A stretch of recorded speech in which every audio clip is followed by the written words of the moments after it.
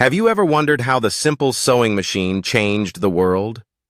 In the early 19th century, the labor-intensive task of hand sewing was transformed by a series of groundbreaking inventions. In 1790, Thomas Saint patented the first sewing machine design, but it wasn't until the 1850s that its potential was realized. Isaac Merritt Singer improved the design, making it practical for production.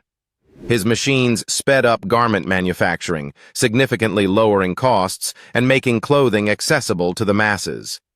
This innovation sparked a shift in the textile industry, leading to the rise of ready-made garments and altering social dynamics, particularly for women, who entered the workforce in unprecedented numbers.